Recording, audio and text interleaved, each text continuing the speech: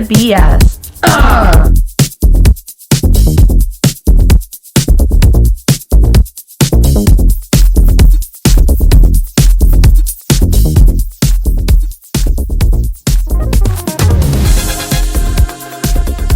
Welcome back to Cut the BS Podcast with SJS. We have a special guest today, Sabrina. Hello. Thank you so much for joining us today. Oh my God, thank you for having me. Of course. So before we get into it, we made custom shirts for this special day. Oh. Yes, so I hope you like our shirts. Love them. But before we get into the whole podcast, we want to know about you. We want you to introduce yourself. If there's people watching that maybe don't know who you are, don't recognize you, we would love for you to share your story. Sure. So, ani everyone, hello. B.S Mukong Junjaba Megazay Dono. The name that my spirit was gifted to travel this human journey is Glibach, and what that means in my language is the mischievous one. But now that I'm approaching 50, I like to think that I'm calming down a little bit. I'm a single mother of 3 children, Joe, Alex, Lucas, and Alexis. They were all born and raised here in Niagara. I'm also the adoptive mother of a lot of children. Actually, my oldest son is 38. He calls me mom. It's really weird when we're in public because I'm 46 and he's 38. People look at me like, what? But I've been fortunate enough to help raise him and take care of him. I'm the co-founder and lead facilitator of Strong Water Singers, which is a collective of Indigenous women and non-Indigenous women from across the Niagara region who have spent the past 10 years working on reclamation of identity and sisterhood and traditional roles and responsibilities. Beautiful. Yeah. That's amazing. And I love the part when you said about like the adopting it's beautiful. It doesn't matter their age, right? Like no, that's family's not family. So yeah. I love it. It's yeah. beautiful. Exactly. You don't have to be blood related to be family. Like look Chosen at Justin. family. Exactly, Yes. your family. And I appreciate And I'm sure that. they are very appreciative of you. Oh yes, they are. So, they tell me I love it. often. Yeah. Thank you. I think it's a huge honor to have you here today too. For those that may not know too much of the Aboriginal communities, I do know that the past 2 years, 3 years now, I feel that voices have been getting heard a little more than they were.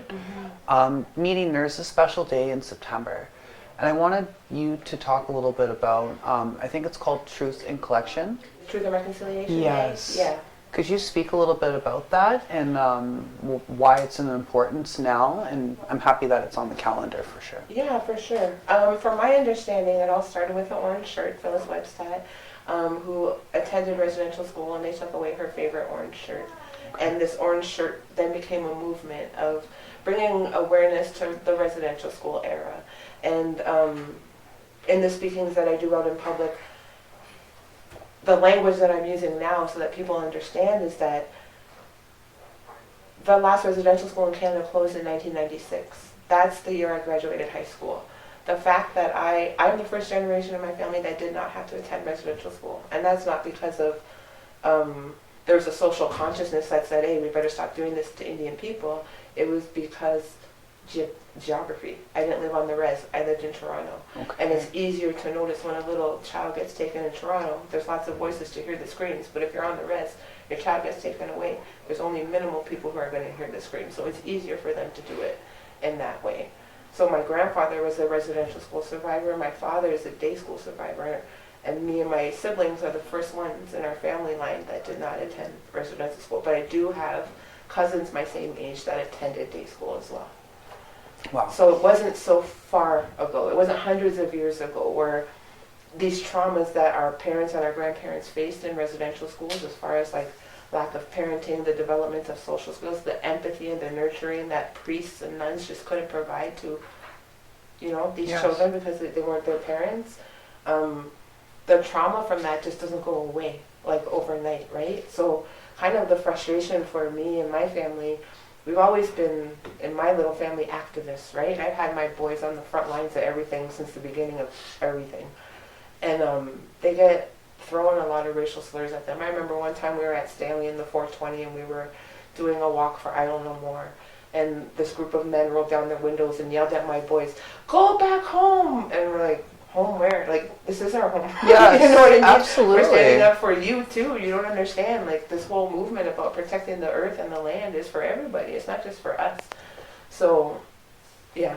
Anyways, that whole residential school era and that movement, And what the work we're doing now in Strong Water Singers is a lot about that reclamation of identity and power and voice to say, just like what you guys are doing here, united, you feel stronger. Absolutely, right? Even yes. just the three of you. Imagine how powerful it would be if it was dozens or hundreds or thousands of people on the same wavelength of you, using your voice for the same thing. I think if we give ourselves enough grace and love and compassion and understanding as humans, we can do that. It's easy. Absolutely. Community involvement, I think, is Yeah. really important. It's not just one voice, but like you just mentioned, all of our voices Yeah. together. And one person can make a difference. Together, we can change this world. Absolutely. And for our communities as well to stand together and to bring more awareness, I think it's really important as well, because sometimes I always say the saying, I use my voice to speak up for those that are voiceless. Mhm. And again, so many people are facing battles that not many people know about in the stories, Mhm. right? And just hearing, and I remember watching a movie as well, and talking about residential schools as well, like was it true, as for those that may not know, young children would be taken away from their families. And this movie I had watched where they would leave and they'd escape. Mhm. And regardless if they went back home, they would go back and they would take them and put them back into the school Mhm. where families could not be together. And it's really heartbreaking because I don't think people really understand like the concept of we have so much freedom, meaning like a lot of people are able to do what they want to do. Mhm. And back then, and like you said, 1996, that was not that long ago. No. That's like 28 years ago. I mean, if you ask my teenage daughter, she's always like, you were born in the 1900s. Like it was like the 1700s or something. But yeah, to her, 1900s was a long time ago. But I need people to understand, I'm 46. That wasn't too long ago. I Right. graduated high school in that year. The last residential school was closed. That's part of my history and my reality. Wow. And the Strong Water Singers, I have seen them everywhere, Mm. as I have been to a few community functions, and I'm sure that we've stumbled upon each other many times. Lots of times. And I have to say, it's absolutely so beautiful to listen to all of these beautiful, strong individuals drum and sing. And Shawnee. Shawnee's someone that all of you guys that came together downtown St. Catharines. Mhm. You guys all sang for her mom, and she was healing, and I think she went through a stroke and going through a hard time, and all of you guys all just came out, all of you just sang and were there for them. But everywhere I had seemed to go, whether it was Niagara, the LGBT community, whether there's an event going on, you guys were always there and being that representation of just letting your voices be heard. Mhm. And Oki, I wish Oki was here as well, because they are such a huge light. Oh my gosh. Okay, is my guiding light for sure. Yeah. They Mhm. have always been somebody that has inspired me to use my voice, and it's just really rewarding to just see all of you Yeah. being able to go out in our community and for your voices to be heard. With the orange shirts as well, the message of every child matters. Mm. We hear this, we see it, I see flags, and I'm so happy to be able to see that messaging. Mhm. I wish we would have that messaging a little more. I wish there'd be more visibility and more awareness as well. I think the messaging is so important, and for those that may not know of Every Child Matters, again, you had mentioned a story of an orange shirt, Mhm. and this lovely person was no longer allowed to wear that favorite color, orange. Yeah. Is this what united Every Child Matters? Yeah, the orange shirt. And it like on a deeper level, it probably speaks to what was taken from us, right? Okay. I would say the orange shirt is a representation of everything that was taken from us, and that's language, culture, and identity. And Strong Water Singers is actually going on our 10th year anniversary this year. 10 years. Yeah, 10 years. So where does a decade go from now? Oh my God, for real. But in this 10 years, like we didn't know when we started it was going to last for 10 years. Number one. B, we're the only drum group in the history of this territory that stayed together this long.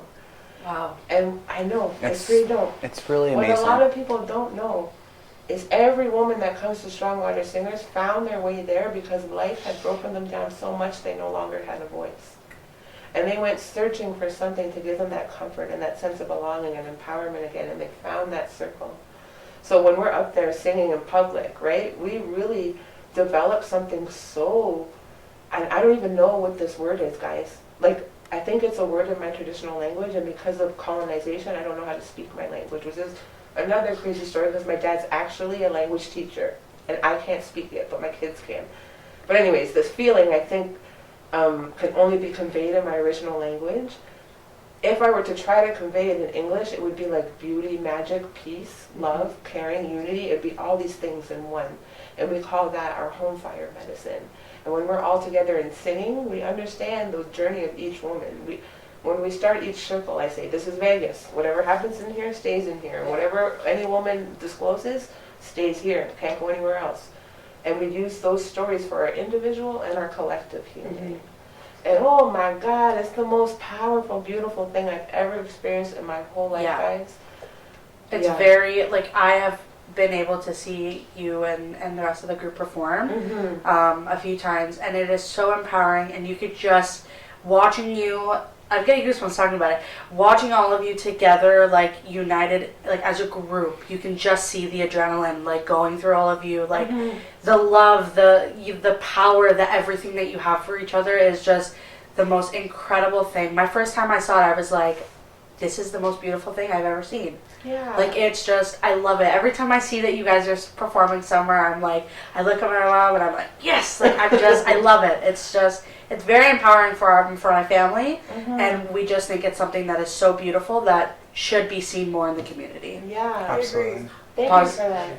I have a question I would like to ask. Sure. How did you start the Strong Water Singers, and how long have you been singing? Yeah. So it started 10 years ago here when I was working at the Fort Erie Native Friendship Center. A new woman came to this community. Her name is Gloria. And she stopped me in the hallway one day. She said, I heard you know a lot of hand drum songs. And I was offended because, like, ew, you been talking about me? You've been talking behind my back, right? And I don't sing in public. I have a sister who's like a YouTube singing sensation. And she's the singer of my family. So she asked me if I could share some hand drum songs with the women of this community, specifically single moms, whose children see them through the whole range of emotions, right? And my kids are raised by a single mom. I can tell you, they mostly hang on to when mom is angry or frustrated. They never get to see me doing something peaceful and joyful and happy. So the original intent of Strong Water Singers was for children to see their moms in a peaceful environment, reclaiming culture. That's how it started.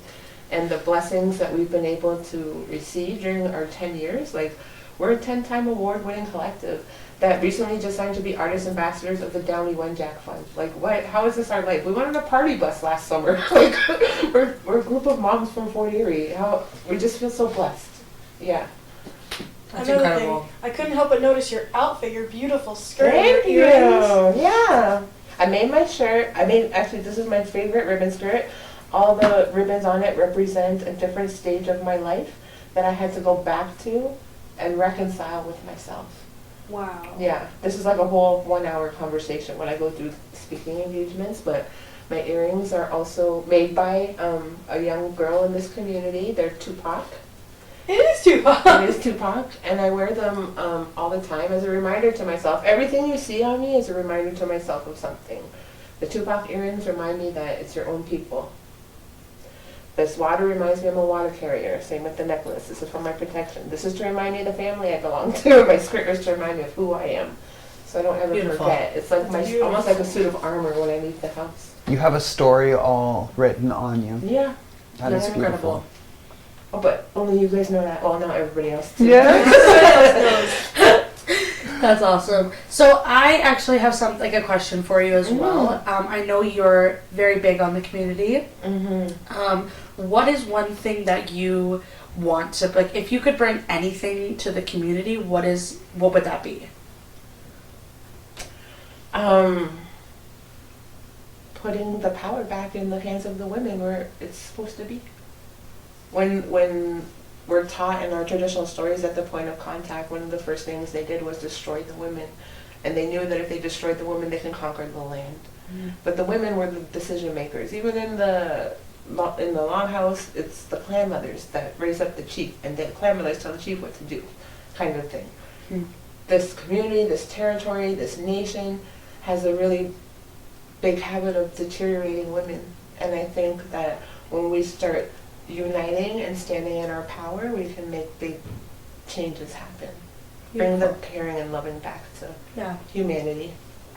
I love that. Mm-hmm. Amazing answer. Yeah. Amazing It's answer. better than a presidential election.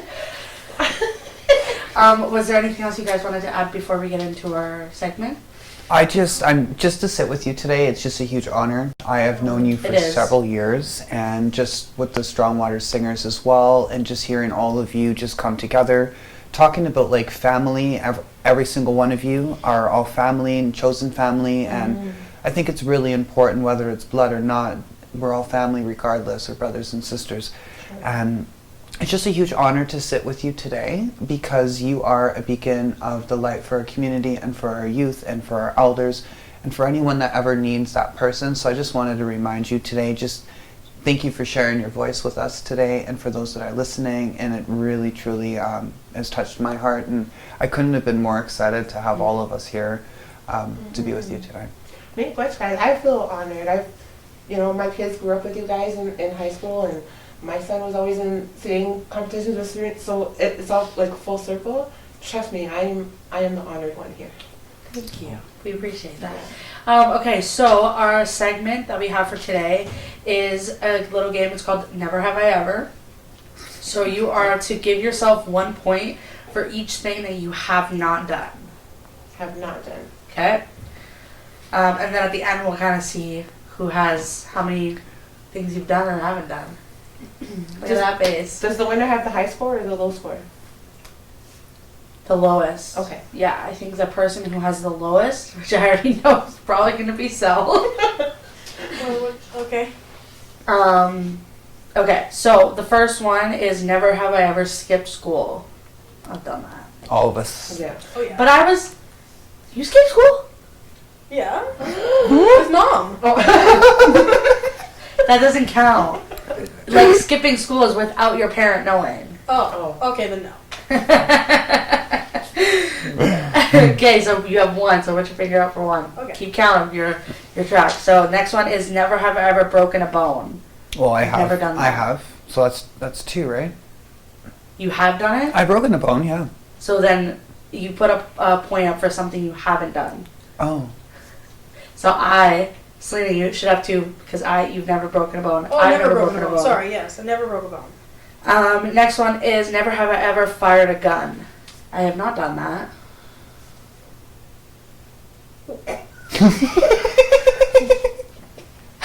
Never have I ever done drugs.